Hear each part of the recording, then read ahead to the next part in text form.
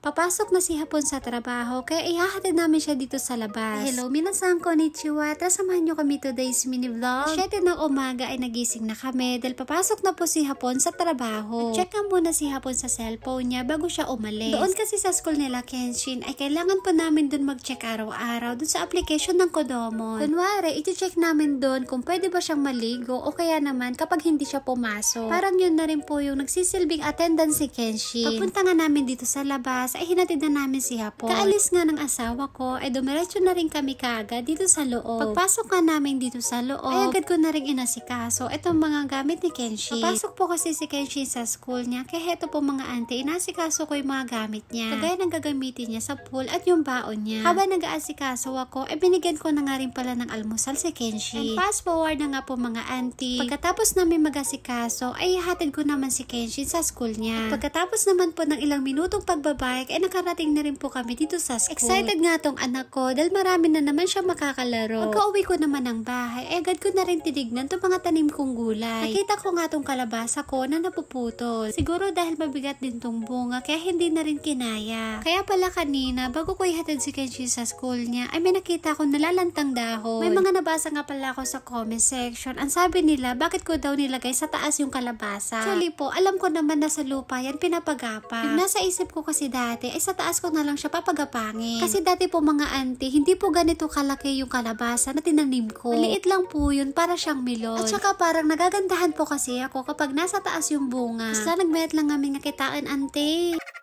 Dahil marami na rin bunga yung mga tanim kong kamatis, kaya hinarvest ko na rin. Tapos yung ibang talong ko naman ay pwede na rin harvestin. Katuwa nga po, dahil meron na rin bunga itong pakuan ko. O diba, ang cute lang mga auntie, napakaliit ng bunga. Hindi ko alam kung kailan to pwede, pero i-update ko na lang kayo. Para sabay-sabay po natin tong harvestin. Katapos ko mag-harvest doon sa harap, ay tinignan ko naman tong mga tanim kong sitaw dito sa likod. Nakakatuwa at nakakalibang talaga kapag meron tayong mga sariling tanim. Alam niyo po mga auntie, yung pagtatanim ng gulay, minsan yan po yung nakakawala ng stress ko. Kapag nai-stress ako o kaya naman nalulungkot, ay pinupuntahan ko lang yung mga gulay ko. Hindi ko alam kung bakit, pero sa tuwing nandito ako sa mga gulayan ko, ay napakasarap sa pakiramdam. Yung busy kang magdileg, magbungkal ng lupa, o kaya naman magdamo. Yan yung kadalasang ginagawa ko, pero natutuwa ako. Pagkatapos ko magtanim at magdileg, ay pumasok na rin ako dito sa loob. Grabe, sobrang init dun sa labas. Ito na nga po, yung mga na-harvest kong gulay kanina. Ang dami at ang gaganda pa. Mga kamatis ko, natutuwa ako dahil meron ding malalaki at meron ding maliliit. Munti ko pa nga makalimutan, meron pala ako nilalabhan.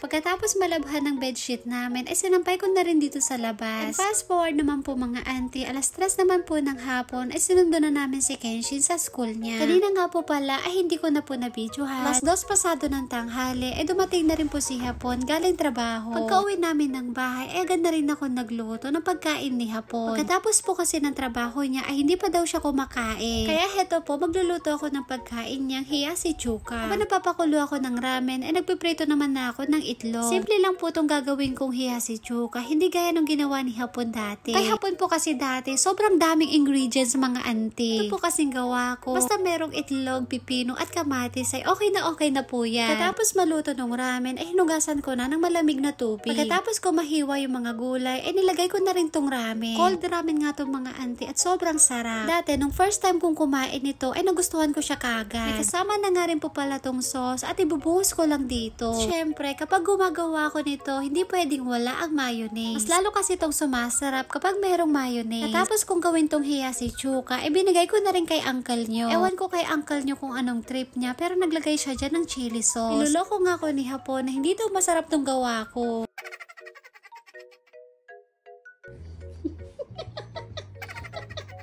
Nani, oishi ko na?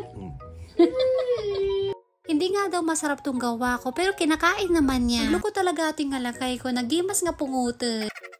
Nilutuan ko nga rin pala si Kenshin ng pagkain niya, kaso umiiyak siya. Nag-away kasi silang dalawa ng tatay niya dahil sa TV. Ang gusto kasi ni Kenshin ay manood siya ng YouTube. Samantalang ito namang si Hapon ay gusto daw niya manood ng balita.